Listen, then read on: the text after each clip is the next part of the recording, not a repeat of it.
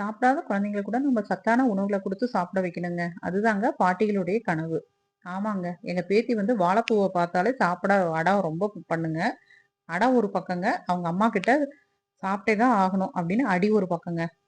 சரி இவங்க 2 பேரையும் எப்படி சமாளிக்கணும் அப்படின்னு நாங்க ரெடி பண்ணுனது தாங்க இந்த வாழைப்பூ தொக்கு. ஆனா பெரியவங்க கிட்ட கூடங்க இது வாழைப்பூ தொக்குன்னு நாம சொன்னா தாங்க தெரியும். அந்த அளவுக்கு டேஸ்ட் இருக்குங்க.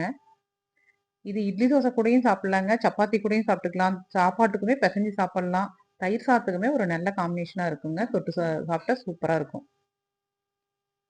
ஆனா ஒரு பூவ சமைச்சோம் அப்டின்னா 4 பேர் உள்ள குடும்பத்துக்கு ஒரு நேரத்துக்கு தாங்க வரும்.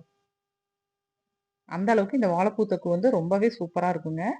நல்லா ஹெல்த்தியாவும் இருக்குங்க. சாப்பிட அடம் பிடிக்கிற உங்க குழந்தைங்கள நீங்க எப்படி சமாளிக்கிறீங்க? அப்படிங்கிறத கமெண்ட்ஸ்ல சொல்லுங்க.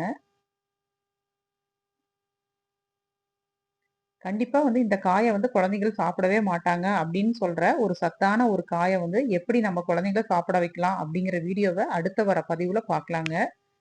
இந்த வீடியோ வந்து உங்களுக்கு பிடிச்சிருக்குன்னு நினைக்கிறேங்க. பிடிச்சிருந்தா லைக் பண்ணுங்க, ஷேர் பண்ணுங்க, கமெண்ட்ஸ் பண்ணுங்கங்க. அப்படியே மறக்காம சப்ஸ்கிரைப் பண்ணிடுங்க.